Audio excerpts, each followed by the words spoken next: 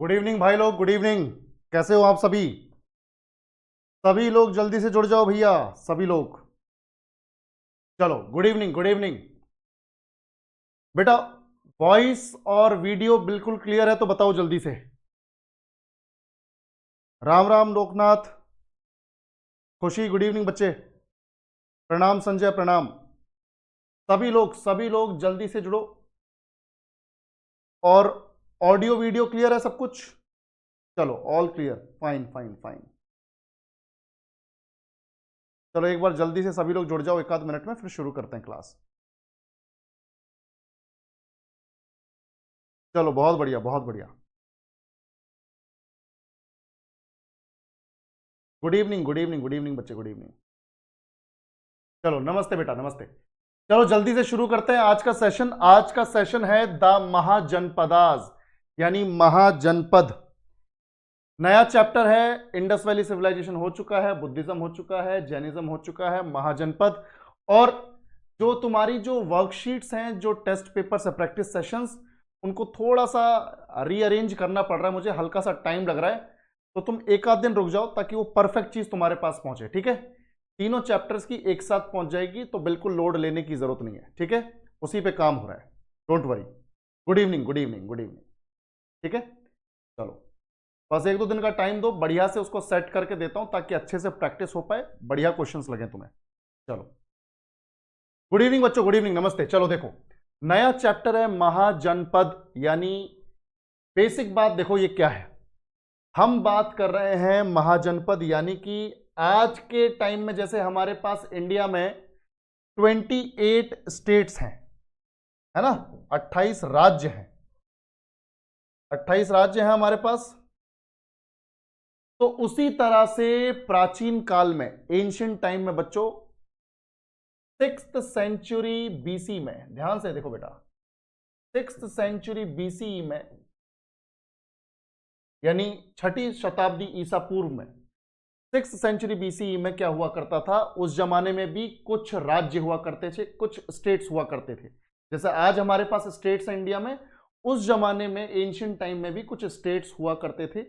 और उन स्टेट्स को बोला जाता था महाजनपदास, या हिंदी में बोलते हैं महाजनपद। तो 6th सेंचुरी बीसी के टाइम के जो स्टेट्स हैं, जो टेरिटरीज हैं, क्षेत्र हैं, उन्हें बोला जाता था महाजनपदास या महाजनपद। ठीक है बच्चों, ध्यान से देखो।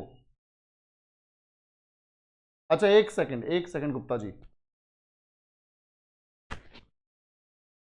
गुप्ता जी अब बताइएगा, अभी आवाज ठीक है? बिल्कुल बिल्कुल, मैं बताऊंगा संजय कहां से करना है, सब कुछ बताऊंगा। बफरिंग हो रही है? एक सेकंड, एक सेकंड यार, इंटरनेट बढ़िया चल रहा है मालिक, बफरिंग नहीं होनी चाहिए, ठीक है?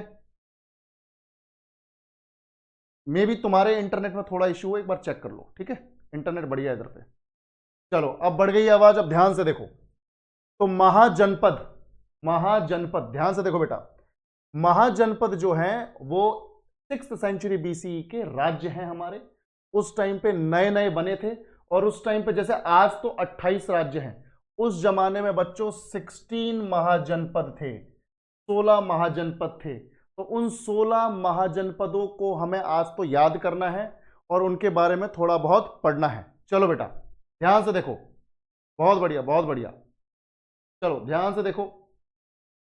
अब ये जो चैप्टर है ये बहुत इंपॉर्टेंट है, बिल्कुल मिस नहीं करना है। 6th सेंचुरी बीसी से लेकर 4th सेंचुरी बीसी तक, ठीक है? और बेवजह कोई कमेंट नहीं करेगा बेटा, वरना मैं डिस्ट्रैक्ट होऊंगा, तुम्हारे कंटेंट का नुकसान होगा, ठीक है? ध्यान से देखो, मैं खुद ही देखता रहूंगा बीच में जब नजर पड़ेगी। 6th सेंचुरी बीसी से 4th सेंचुरी बीसी के बीच में है हमारा महाजनपदों का टाइम पीरियड। और उस टाइम पे 16 महाजनपद थे, 16 में से कुछ बहुत ज्यादा पावरफुल थे, तो उन्हीं के बारे में बात करनी है। अब देखो बेटा ध्यान से, सबसे पहले तो समझते हैं कि महाजनपद है क्या, ठीक है? ध्यान से देखो।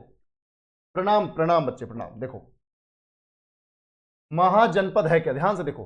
6ठी शताब्दी ईसा पूर्व से 4थी शताब्दी ईसा पूर्व तक, यानी 6th century BC to 4th century BC तक महाजनपद है। And there were 16 mahajanapadas in ancient history. प्राचीन इतिहास में 16 महाजनपद थे, यानी 16 बड़े राज्य थे, 16 बड़े स्टेट्स थे। अब महाजनपद का मतलब क्या होता है मैं आपको बताता हूं। देखो बेटा, महा का मतलब होता है, महा का मतलब होता है महान या फिर ग्रेट, है ना, या फिर लार्ज। याद रखो, महान, ग्रेट या लार्ज। जन का मतलब होता है लोग, ठीक है, या फिर पीपल, इंग्लिश में पीपल। और पद का मतलब होता है बस्ती, यानी टाउन या विलेज, कस्बा। तो ध्यान से देखो बेटा, महाजनपद का मतलब क्या हुआ? ऐसी बस्तियां, ऐसे सेटलमेंट्स, ऐसे टाउन्स जहां पर लोग रह रहे हैं और जो साइज में काफी बड़ी हैं। तो ऐसी बस्तियां, ऐसी बड़ी बस्तियां, ऐसी लार्ज बस्तियां जो बसी हुई हैं और लोग वहां पर रह रहे हैं। तो ध्यान से देखो, महाजनपद का मतलब है बड़ा स्टेट जहां पर लोग रहते हो। सिंपल सी बात है, बड़ा स्टेट जहां पर लोग रहते हो। नमस्कार बच्चे, नमस्कार।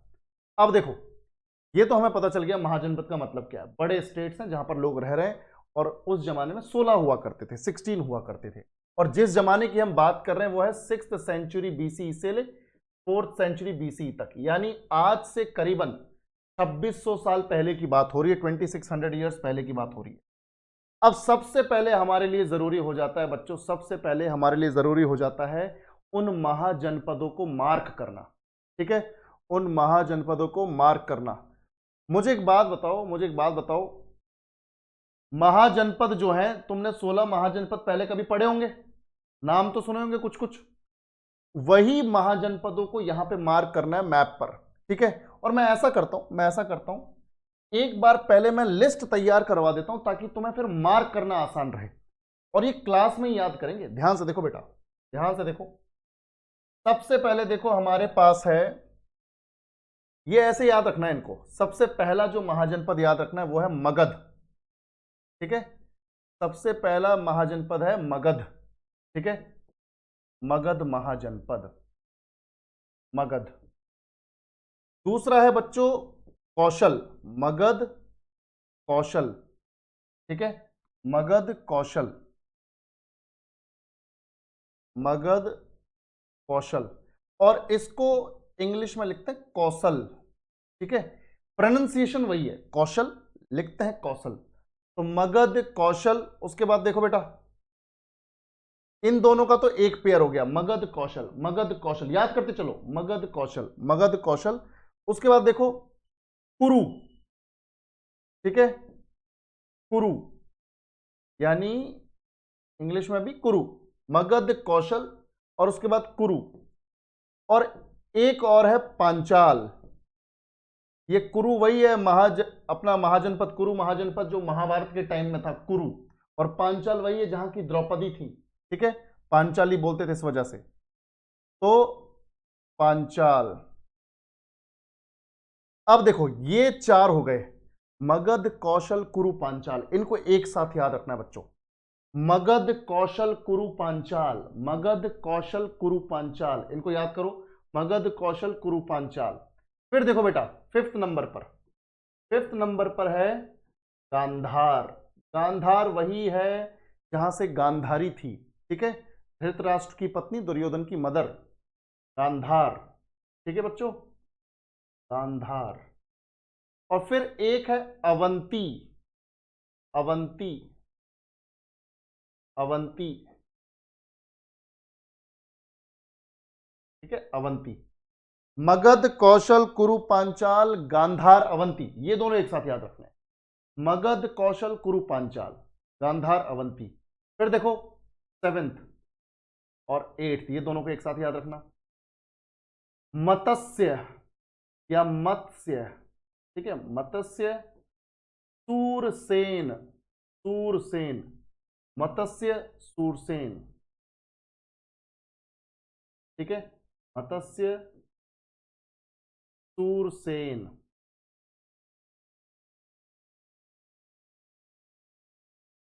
सूरसेन, मत्स्य सूरसेन। उसके बाद देखो नौवा, नौवा, 10वां और 11वां एक साथ याद रखना बेटा। मत्स्य, सूरसेन, काशी। अगला क्या है? काशी। काशी मतलब आज का वाराणसी। काशी, वज्जी। अभी मैं इनको लोकेट करूंगा। वज्जी, ठीक है, ये हो गया वज्जी। काशी के बाद वज्जी, और उसके बाद देखो काशी, वज्जी, मल्ल। मल्ल, काशी, वज्जी, मल्ल, ठीक है। एक तो ये हिंदी इंग्लिश जो है ना अपना साथ में चल रहा है इससे मुझे बड़ी दिक्कत हो रही है। काशी, वज्जी, मल्ल। उसके बाद देखो बेटा, ये जो है ना, ध्यान से देखो, 9 10 11 हो गए, अब 12 13 14 15 16, ठीक है। ये 5 एक साथ याद रखने हैं। ध्यान से देखो, 12 13 14 15 16 एक साथ याद रखेंगे। देखो ध्यान से, अभी तक हमने कैसे पढ़ा? मगध, कौशल, कुरु, पांचाल, गांधार, अवंती, मत्स्य, सूरसेन, काशी, वज्जी, मल्ल। काशी, वज्जी, मल्ल, ठीक है। अब ध्यान से देखो, काशी, वज्जी, मल्ल। अब देखो, अंग, बंग, चेदी, वत्स, कंबोज। अंग, बंग, चेदी, वत्स, कंबोज। अंग, बंग, चेदी, वत्स, कंबोज, ऐसे याद रखो। थोड़ा रिदम बनाना है भाई। मैंने भी ऐसे ही याद किए हैं, मैंने भी ऐसे ही याद किए हैं। जब मैं याद रख सकता हूं, क्या तुम याद नहीं रख सकते? बताओ। अंग, बंग, चेदी, वत्स, कंबोज। अंग, बंग, चेदी, वत्स, कंबोज। अंग, बंग, चेदी, वत्स, कंबोज। जब रिदम बना दोगे ना तो याद हो जाएगा। तो देखो, मगध, कौशल, कुरु, पांचाल। मगध, कौशल, कुरु, पांचाल। गांधार, अवंती। गांधार, अवंती। मत्स्य, सूरसेन। मत्स्य, सूरसेन। काशी, वज्जी, मल्ल। काशी, वज्जी, मल्ल। अंग, बंग, चेदी, वत्स, कंबोज, ठीक है भाई। ध्यान से देखो, अंग, बंग, चेदी, वत्स, कंबोज, बिल्कुल कुछ कुछ पीयूष उस जमाने के हैं, ठीक है। तो ये हो गए हमारे 16 महाजनपद। बेटा सबको ये नाम समझ में आया तो रिस्पॉन्ड करो, याद भली थोड़ी देर बाद में हो जाए, कोई दिक्कत वाली बात नहीं है, ठीक है। सबको समझ में आया तो रिस्पॉन्ड करो। गुड इवनिंग बच्चे, गुड इवनिंग अपर्णा, जल्दी बताओ सबको समझ में आया? ये 16 महाजनपद हैं। अब ऐसा करते हैं, इनको मार्क करते हैं। अब इनको मार्क करते हैं मैप पर, और तब तुम्हें अच्छे से याद हो जाएगा। और भी ध्यान से देखो बेटा, सभी लोग ध्यान से देखो, मैप पर मार्क करते हैं। अब मैं जब मार्क करूंगा तो ध्यान से देखना है बहुत लोकेशन को। इनकी राजधानियां तुम्हें याद नहीं करनी, इनकी राजधानियां, इनकी कैपिटल्स तुम्हें याद नहीं रखनी, तुम्हें सिर्फ इन महाजनपदों की लोकेशंस और नाम याद रखने हैं। सबसे पहले देखो बेटा, यहां पे सबसे पहले अपने पास है मगध महाजनपद। ये देखो, ये है मगध, आज का बिहार और ये झारखंड। बिहार तो आधा लिया है, झारखंड पूरा आ गया इसमें, ठीक है। आधा बिहार और ये झारखंड, ठीक है। ये बिहार का हिस्सा हो गया और उसके बाद पूरा झारखंड। ये है मगध, उस जमाने का मगध। हालांकि आने वाले टाइम में पूरा का पूरा ही एरिया मगध हो जाएगा, क्योंकि मगध इतना शक्तिशाली है कि वो आने वाले टाइम में सारे के सारे महाजनपदों को जीत लेगा। पर जब शुरुआत में अस्तित्व में आए थे ये 16 महाजनपद, तो मगध इतना ही था। तो इसका नाम देखो क्या हो गया? मगध, ठीक है बच्चों, इसका नाम हो गया मगध।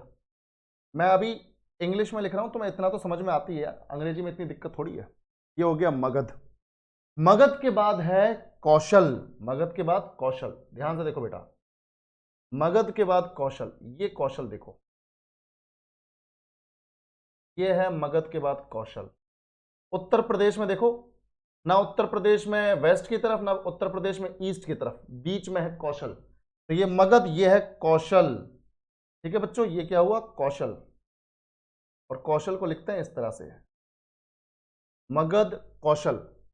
अब देखो बेटा, मगध तो ये हो गया, ये कौशल। फिर कुरु और पांचाल। कुरु तो हरियाणा वाला इलाका है, कुरुक्षेत्र, ठीक है, कुरु। ध्यान से देखो बेटा, ये हो गया अपना, ये हो गया कुरु, ठीक है, ये हो गया कुरु। ये कुरु है, कुरु।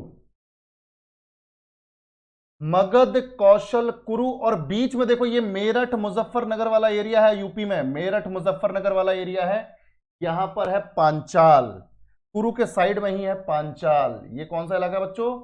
पांचाल। ध्यान से देखो, ये है पांचाल, ये देखो ग्रीन कलर से मार्क किया, ये है पांचाल। ठीक है, चलो इसको भी लिख देते हैं पांचाल।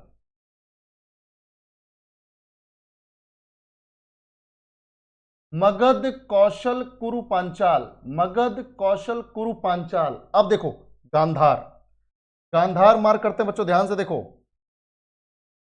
ये है गांधार, थोड़ा अफगानिस्तान, बाकी ये पूरा पाकिस्तान वाला एरिया।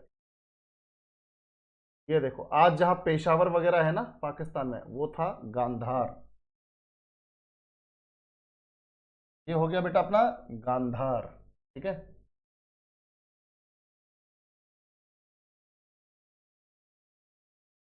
ठीक है। मगध कौशल कुरु पांचाल, ध्यान से देखते जाओ, मगध कौशल कुरु पांचाल गांधार। अब अवंती देखो, अवंती है मध्य प्रदेश में, जहां पे आज इंदौर और अपना उज्जैन है, महाकाल की नगरी। तो यहां पर है अपना, ध्यान से देखो, ये है बेटा अवंती, ये पूरा एरिया, ये पूरा एरिया है अवंती। ठीक है, तो लिखते हैं अवंती।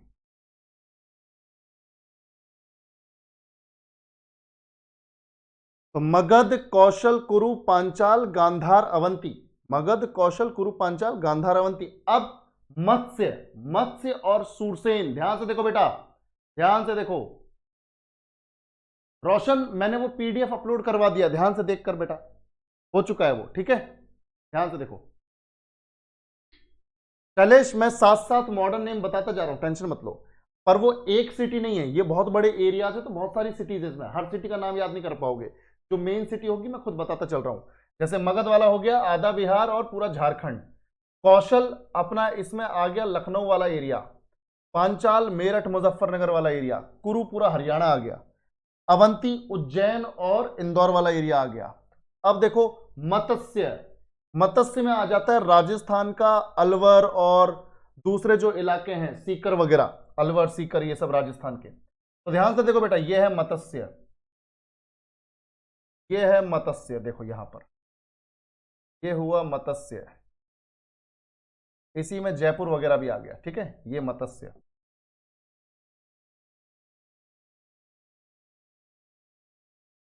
ये हो गया बच्चों मत्स्य। और मत्स्य के साइड में ये जो एरिया है, यहां पे बोली जाती है ब्रिज भाषा। ब्रिज भाषा तुमने सुना होगा, जैसे मैं अगर किसी से पूछूं भाई तेरा नाम क्या है, तेरो नाम का है ना, ये श्री कृष्ण की नगरी की भाषा है ब्रिज भाषा। तो ब्रिज भाषा वाला इलाका जो है बेटा, ये देखो यहां पर, ये देखो, ये है सूरसेन। ये क्या है मत्स्य के साइड में? सूरसेन। ये हो गया सूरसेन, सूरसेन। अब देखो एक बार रिकॉल करते हैं, मगध कौशल कुरु पांचाल गांधार अवंती मत्स्य सूरसेन। अब मैंने तीन एक साथ बोले थे, काशी वज्जी मल्ल, काशी वज्जी मल्ल, काशी मतलब वाराणसी। तो बेटा ये देखो यहां पे ध्यान से, ये है अपना यहां पर काशी, ये वाला इलाका जो है ये हो गया काशी, ये वाला इलाका हो गया काशी, मगध के साइड में वाराणसी वाला इलाका काशी। ठीक है, तो ये हो गया काशी, काशी, मगध कौशल कुरु पांचाल गांधार अवंती मत्स्य सूरसेन काशी। काशी के बाद वज्जी देखो, मगध के ऊपर है वज्जी, ये है वज्जी, ध्यान से देखो बेटा, ये है वज्जी, ये आधा नेपाल और आधा बिहार, ये देखो आधा नेपाल और आधा बिहार, ये है वज्जी, वज्जी, वज्जी। अब देखो काशी वज्जी, और ये जो एरिया बचा हुआ है बीच में, ये है मल्ल, काशी वज्जी मल्ल, काशी वज्जी मल्ल। अब देखो ये है मल्ल, इसको मार्क करते हैं, ये देखो बेटा, ये हो गया मल्ल, मल नहीं है ससुरो, मल्ल है ये। ठीक है, ये देखो, ये हो गया अपना मल्ल, काशी वज्जी मल्ल। अब देखो, मगध, कौशल, कुरु, पांचाल, गांधार, अवंती, मत्स्य, सूरसेन, काशी वज्जी मल्ल। अब एक साथ पांच हैं, ध्यान से देखो, ध्यान से देखो, एक साथ पांच हैं। अंग बंग चेदी वत्स कंबोज, अंग बंग चेदी वत्स कंबोज। बेटा ध्यान से देखो, अब यहां पर ये देखो, ये है अंग, ये बंगाल का जो एरिया है, थोड़ा सा बिहार को भी शामिल करेंगे। ये देखो, ये जो एरिया है ये है अंग, ठीक है, ये अंग है।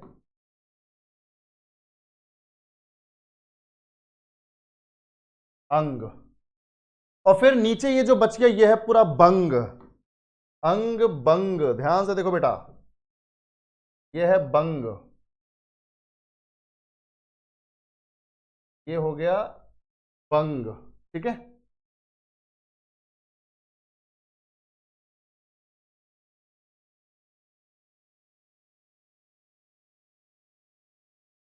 अंग बंग। अब देखो चेदी, चेदी, चेदी है एमपी में। अब देखो, अंग तो तुम्हें समझ में आ गया, बंग भी तुम्हें समझ में आ गया। चेदी जो है यहां पर जो है बेटा, ये पूरा बुंदेलखंड रीजन है, बुंदेलखंड रीजन है। तो बुंदेलखंड रीजन है चेदी। देखो ध्यान से बेटा, ये है चेदी, यहां पर मार्क करते हैं। ये देखो, ये हो गया यहां पर चेदी,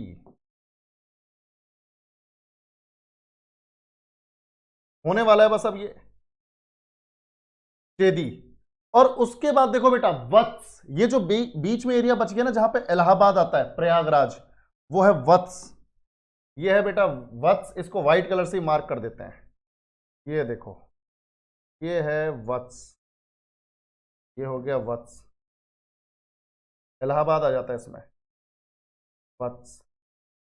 और लास्ट में देखो, अंग बंग चेदी वत्स, अंग बंग चेदी वत्स, अंग बंग चेदी वत्स। और गांधार के ऊपर है कंबोज, गांधार के ऊपर है बेटा कंबोज। ध्यान से देखो, ये हो गया कंबोज,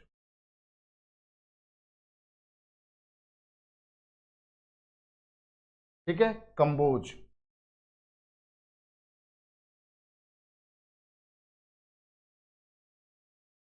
देखो इतना डिटेल में कोई नहीं पढ़ाएगा, क्योंकि ये जरूरी है, क्योंकि कल को लोकेशन पूछ ली तो दिक्कत हो जाएगी। कंबोज है अफगानिस्तान में, पाकिस्तान और अफगानिस्तान में, गांधार थोड़ा अफगानिस्तान बाकी पाकिस्तान। तो ये हो गए हमारे 16 महाजनपद, ठीक है, बिल्कुल बिल्कुल। चलो, अब मुझे एक बात बताओ, ये हमारे 16 महाजनपद की लोकेशन सबको क्लियर है? जल्दी बताओ। अब एक बार रिकॉल करते हैं, एक बार रिकॉल करते हैं, उसके बाद आगे बढ़ते हैं। देखो ध्यान से, मगध, कौशल, कुरु, पांचाल, गांधार, अवंती, मत्स्य, सूरसेन, काशी वज्जी मल्ल, अंग बंग चेदी वत्स कंबोज।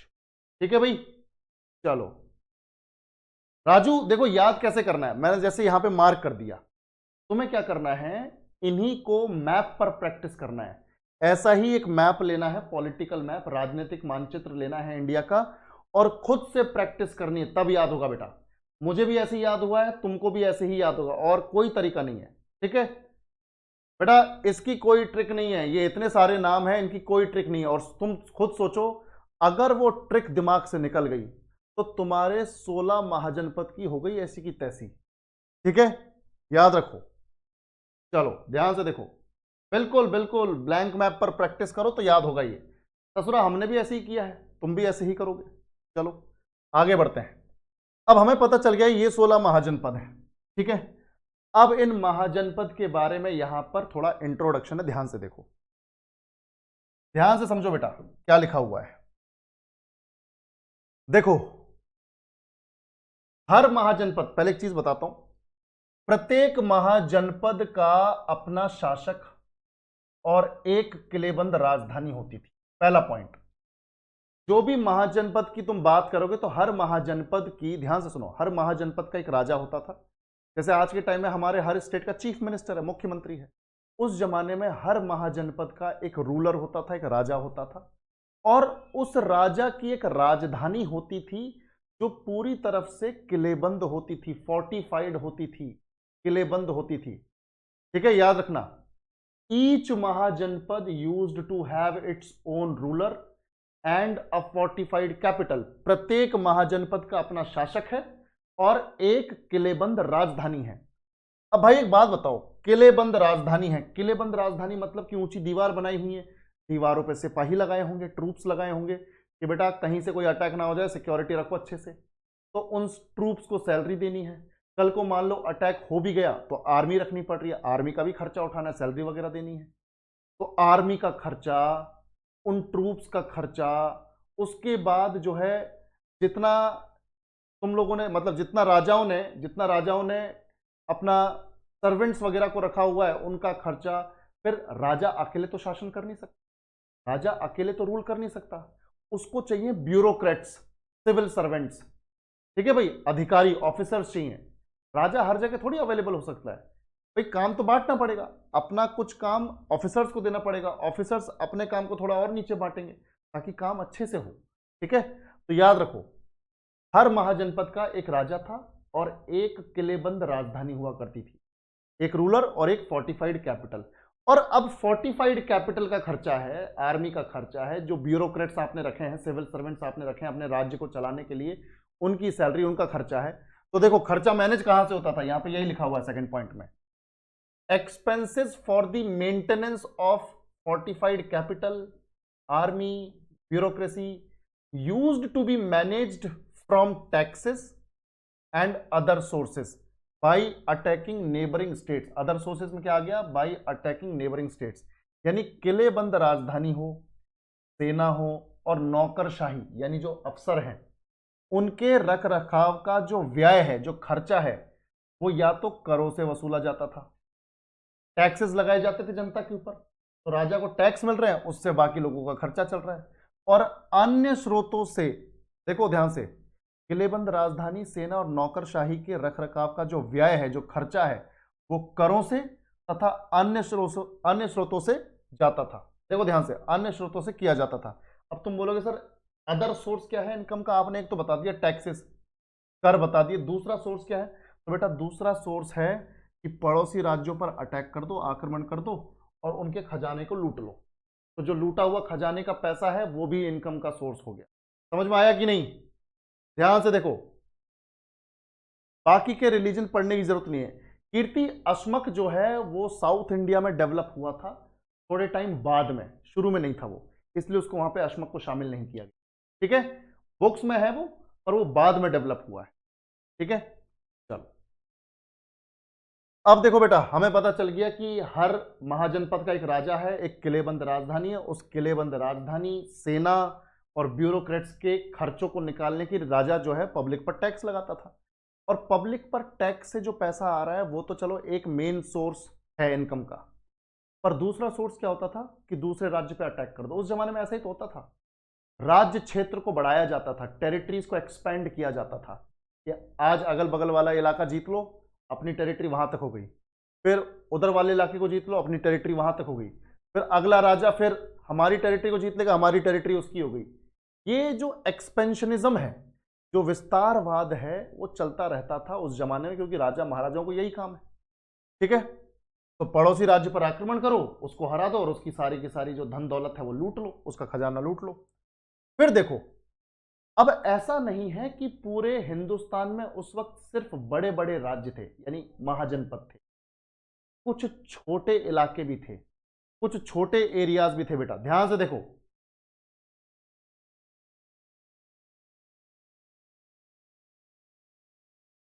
बिल्कुल बिल्कुल शैलेश, हर तरह के लोग हुआ करते थे, हर तरह के राजा हुआ करते थे, तो कुछ राजा ऐसे भी होते थे। ठीक है, अब देखो, महाजनपद जो है ये तो हो गए 16, पर इनसे छोटी छोटी टेरिटरीज भी तो होती होंगी, इनसे छोटी टेरिटरीज भी होती होंगी, क्षेत्र होते होंगे। तो उन टेरिटरीज को देखो बेटा, स्मॉलर स्टेट्स को, बड़े स्टेट्स को तो महाजनपद बोल रहे हैं, जो छोटे राज्य हैं, स्मॉलर स्टेट्स हैं, उन्हें बोला जा रहा है या तो गण, या फिर उन्हें बोला जा रहा है संघ, या फिर एक और नाम दे सकते हैं, जैसे ये महाजनपद है तो आप इन्हें जनपद भी बोल सकते हो। ठीक है, जनपद भी बोल सकते हो। ठीक है, तो या तो महाजनपद कहो, ये तो बड़े वालों को बोल दिया, और छोटे वालों को कहो गण, संघ या फिर जनपद। और अब देखो ध्यान से, यहां पर सीन क्या है, ये जो छोटी टेरिटरीज थी, ये जो छोटी टेरिटरीज हैं, ये जो छोटे क्षेत्र हैं, ध्यान से देखो, जिन्हें हम गण बोल रहे हैं, संघ बोल रहे हैं, जनपद बोल रहे हैं, इन पर कोई एक राजा नहीं होता था बेटा, पूरा का पूरा एक ग्रुप, पूरा का पूरा एक ग्रुप रूल करता था। भाई महाजनपदों में तो चलो एक ही राजा है, पूरा एक ही राजा है, वही संभाल रहा है। छोटे राज्यों में क्या होता था, एक राजा नहीं होता था, 5-6 लोगों का ग्रुप होता था, और उस ग्रुप का हर एक बंदा राजा कंसिडर किया जाता था। तो ध्यान से देखो, गण या संघ या जनपद को ruled by a group of people, एक ग्रुप ऑफ पीपल जो है रूल करता था, जिसमें 5 से 6 मेंबर्स होते थे, 5 to 6 मेंबर्स होते थे। और देखो ध्यान से, फिर उस समूह का, उस ग्रुप का, each person from that group was considered king and ruler, उस समूह का प्रत्येक व्यक्ति राजा या शासक माना जाता था। रोटेशन बाय रोटेशन सबका नंबर आता था राजा बनने का। जैसे मान लो एक ग्रुप में 6 बंदे हैं, तो वो उस गण के, उस संघ के 6 डिपार्टमेंट्स को संभाल लेंगे, उनमें से एक बन जाएगा राजा। अगले 2 साल बाद फिर दूसरा राजा बन जाएगा, बाकी अपने डिपार्टमेंट संभालते रहेंगे। फिर 2 साल बाद फिर तीसरा बन गया, 2 साल बाद चौथा बन गया, इस तरह से चलता रहता था रोटेशन। तो गण या संघ में एक राजा नहीं था, 5-6 लोगों का ग्रुप शासन करता था, और बारी बारी से राजा जो हैं वो रूल करते थे और डिपार्टमेंट्स को हैंडल करते थे। ठीक है, ध्यान से देखो, अब देखो, नहीं नहीं नहीं नहीं, जरूरी नहीं कि उनके परिवार के लोग हों बेटा ग्रुप में। ठीक है, कोई भी 5-6 लोग हो सकते थे। ठीक है, जरूरी नहीं कि उनके ग्रुप के अपने सदस्य हों, अपने परिवार के सदस्य हों। तो यहां पर हमने देखा कि हर महाजनपद में एक राजधानी है, किलेबंद, ठीक है, और एक शासक है। दूसरा, राजा जो है अपने किलेबंद राजधानी, अपनी आर्मी और अपनी ब्यूरोक्रेसी का खर्चा चलाने के लिए क्या कर रहा है, जनता के ऊपर टैक्स लगा रहा है। और दूसरा, वो अगर उसे मौका मिल रहा है तो वो किसी दूसरे पड़ोसी स्टेट पे अटैक कर रहा है, वहां से धन दौलत लूट के ला रहा है। जैसे राजा टैक्स लगा रहा है, वैसे तो आज भी सिस्टम, भाई हमारी जो इंडियन पॉलिटिक्स है वो कैसे चल रही है, भाई सरकार हमसे पैसा लेती है टैक्स के तौर पे, और फिर उसी से हमें सुविधा देती है। तो याद रखो, सरकार का काम है पैसा यानी टैक्स वसूलना और उसके बदले सुविधा देना। तो राजा भी वही करता था, राजा भी टैक्स वसूलता था, उसके बदले सिक्योरिटी देता था, सुविधाएं देता था अपने लोगों को। तो ये हो गई हमारी महाजनपद के बारे में 4 से 5 पॉइंट्स। सबको समझ में आया तो बेटा रिस्पॉन्ड करो सभी लोग जल्दी से।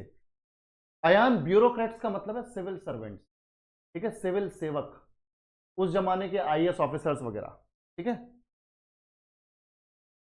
अच्छा अंकुश बोल रहा है कि सर इस ग्रुप में मतभेद नहीं होते थे क्या? बिल्कुल होते थे, पर रिजॉल्व करते थे, वो मिलकर बैठकर डिस्कस करके रिजॉल्व करते थे। ठीक है, चलो आगे बढ़ते हैं। अब बात यह है कि सर आपने 16 महाजनपद बताए, पर सबसे ज्यादा पावरफुल कौन से हैं? तो 5 महाजनपद, ध्यान से देखो बेटा, 5 महाजनपद सबसे ज्यादा पावरफुल थे।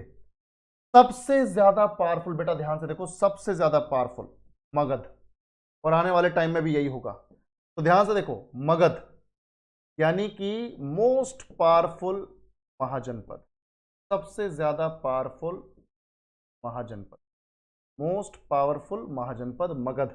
और इसके बाद तो तुम रैंडम ऑर्डर में भी याद रख सकते हो, रैंडम ऑर्डर में भी याद रख सकते हो। मगध पहले पे रख लो, उसके बाद मगध के साथ हम लोगों ने कौशल याद किया था, तो कौशल को याद रख लो।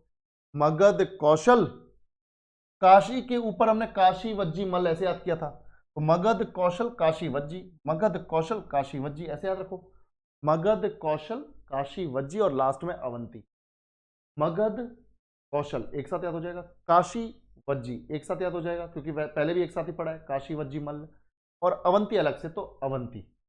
तो मगध कौशल काशी वज्जी अवंती, ये 5 ऐसे महाजनपद हैं जो सबसे शक्तिशाली, सबसे शक्तिशाली। इसके बाद देखो बेटा, सबसे सबसे ताकतवर था, सबसे शक्तिशाली था मगध। तो मगध के शक्तिशाली होने के पीछे कारण क्या है? Why was Magadh so powerful? भाई मगध सबसे ज्यादा शक्तिशाली क्यों था? तो देखो, मगध के सामने कुछ परिस्थितियां थी जिसकी वजह से मगध जो है शक्तिशाली बन गया बहुत कम समय में। ध्यान से देखो बेटा,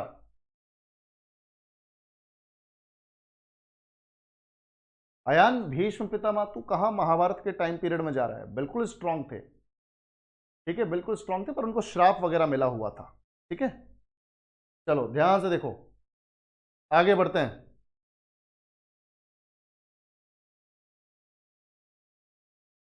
मधु, एक बार बेटा देखना वो पीडीएफ्स किस तरह से डाउनलोड हो रखी हैं और किस तरह से अपलोड हो रखी हैं, जैसा फिर तुम मुझे बताओगे उस हिसाब से उसको डलवाएंगे, ठीक है। चलो देखो, why was Magadh so powerful. ध्यान से देखो, मगध के शक्तिशाली होने के कारण 4-5 रीजन है। सबसे पहले देखो, फर्टाइल लैंड।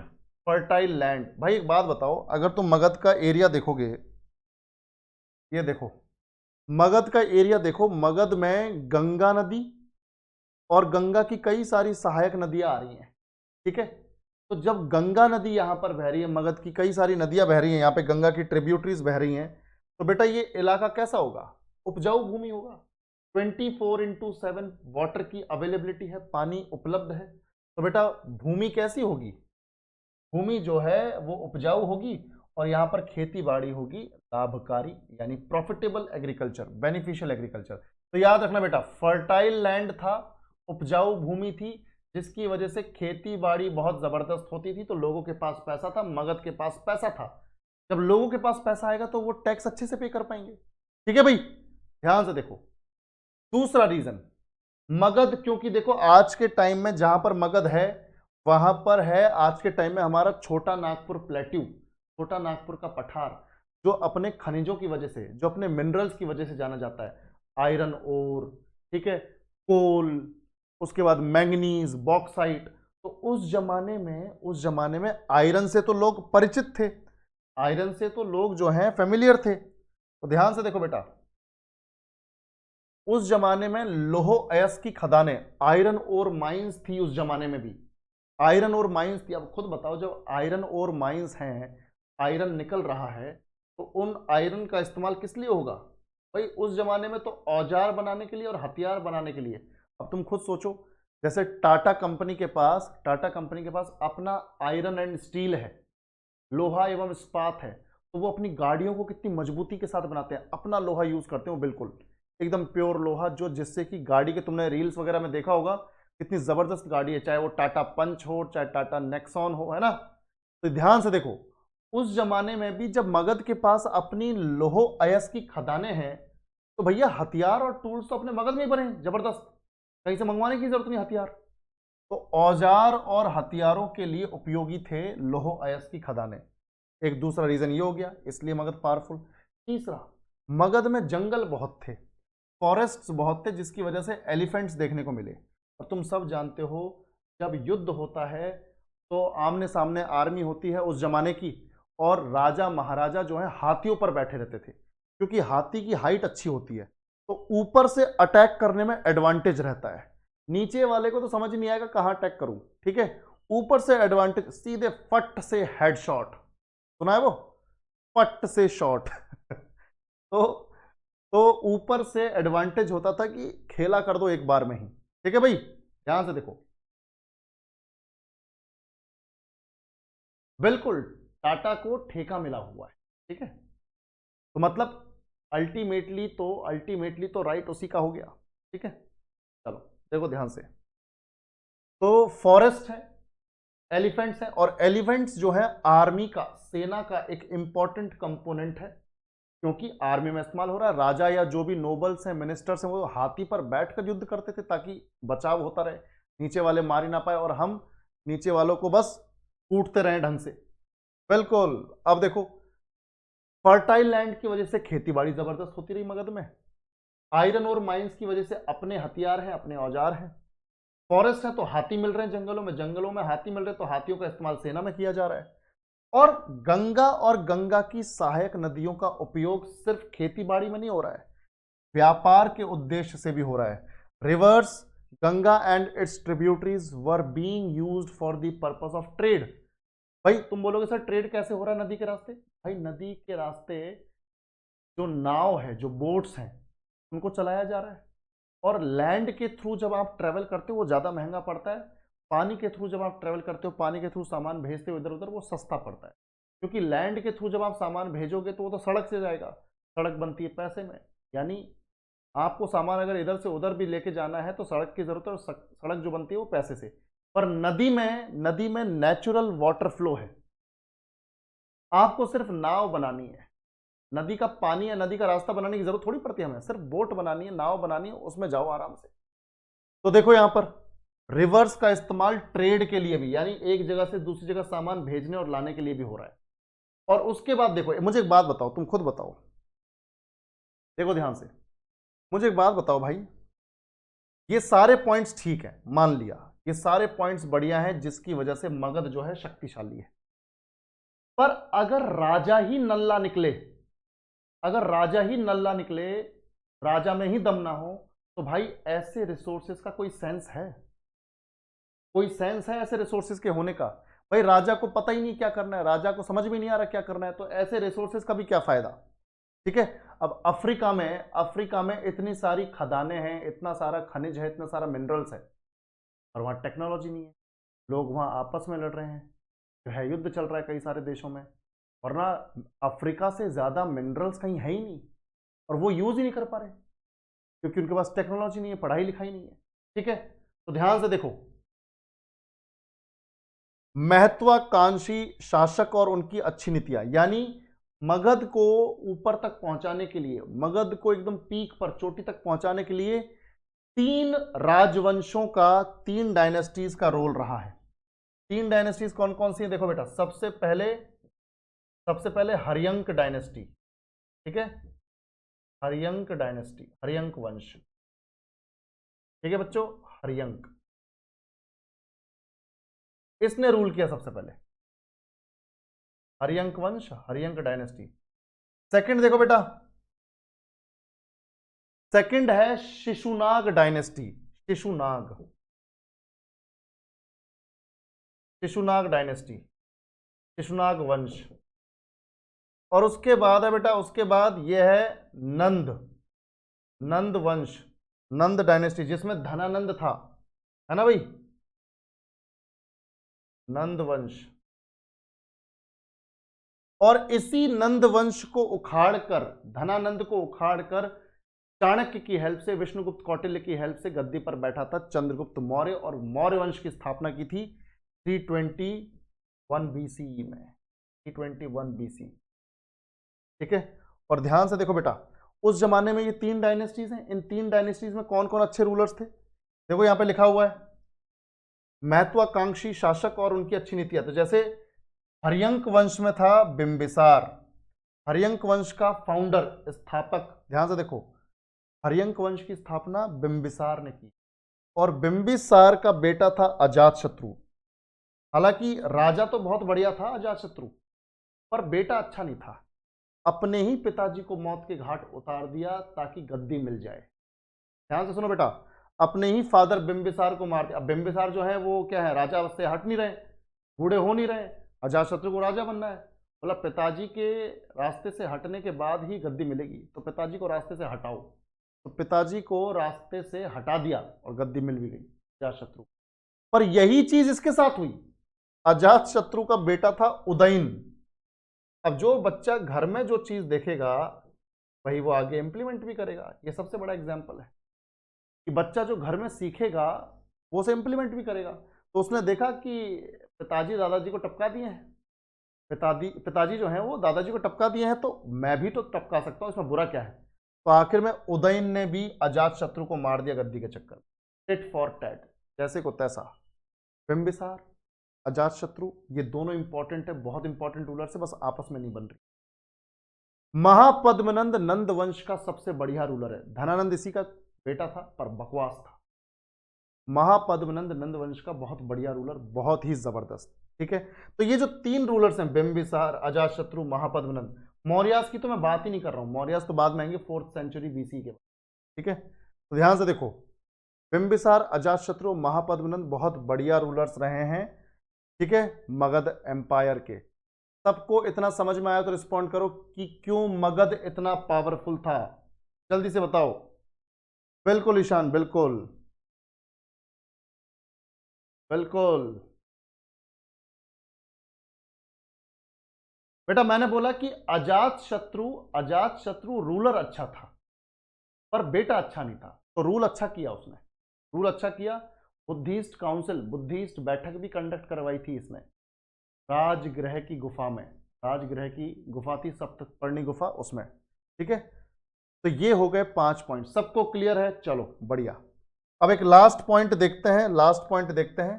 देखो, जब मगध महाजनपद बना था 6ठी शताब्दी ईसा पूर्व में, ध्यान से देखो, 6th सेंचुरी बीसी में जब मगध महाजनपद बना था, तो इसकी राजधानी शुरुआत में थी, ध्यान से देखो, इसकी राजधानी थी राजगहा या राजगृह, या आज के टाइम में राजगीर।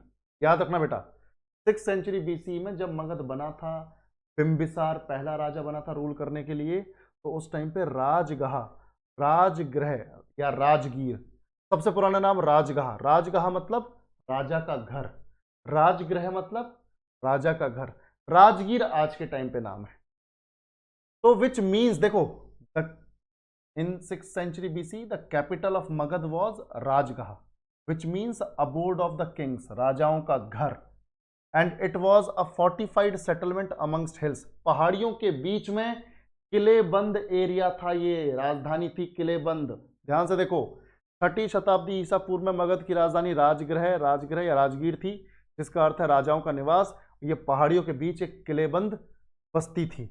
और याद रखो बेटा, शुरू में तो क्या हुआ, राजगीरी कैपिटल थी मगध की 6वीं शताब्दी ईसा पूर्व में, पर जैसी 4th सेंचुरी बीसी आई, वही अपना धनानंद वगैरह का टाइम आया, और उसके बाद अपना ये चंद्रगुप्त मौर्य वगैरह का टाइम आया, तो 4th सेंचुरी बीसी में capital was shifted to Pataliputra. Rajgaha से कहां शिफ्ट हो गई बेटा? पाटलिपुत्र। ठीक है, because of Ganga river and its tributaries, because of Ganga river and its tributaries, यानी गंगा और उसकी सहायक नदियों की वजह से राजाओं ने सोचा कि यार पटना के किनारे यानी गंगा के किनारे पाटलिपुत्र में बसते हैं, वो बिल्कुल गंगा के किनारे, पानी की कमी नहीं होगी, बढ़िया सब कुछ होगा। तब इन्होंने कैपिटल शिफ्ट की ताकि व्यापार वगैरह भी अच्छा हो सके, नदियों के रास्ते पानी भी अवेलेबल रहे। ठीक है, तो याद रखना 6th सेंचुरी में राजगृह और 4th सेंचुरी में थी हमारी 4th सेंचुरी में पाटलिपुत्र। सबको इतना समझ में आया तो रिस्पॉन्ड करो बेटा, सबको इतना समझ में आया तो रिस्पॉन्ड करो।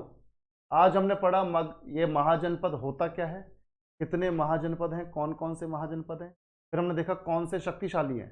शक्तिशाली हो गए अपने मगध, कौशल, ध्यान से देखो, मगध, कौशल, काशी, वज्जी, अवंती।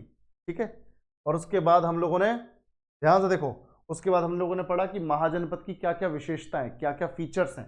और फिर हमने यहां पर, ध्यान से देखो, यहां पर हमने देखा कि मगध महाजनपद जो है इतना पावरफुल क्यों है, और उसके बाद देखा कैपिटल्स।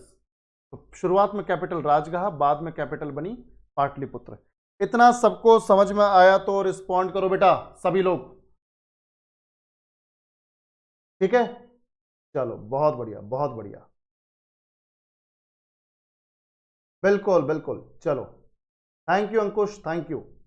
चलो, तो आज के लिए बेटा इस सेशन को यहीं खत्म करते हैं, और उसके बाद कल जो है आगे बढ़ेंगे मगध साम्राज्य पर। महाजनपद खत्म, मगध साम्राज्य पर। एक चीज याद रखो सब लोग, तुम सबके लिए एक इंफॉर्मेशन है, कोई जाएगा नहीं अभी, ध्यान से देखो, ध्यान से देखो, ध्यान से देखो, सबके लिए इंफॉर्मेशन है।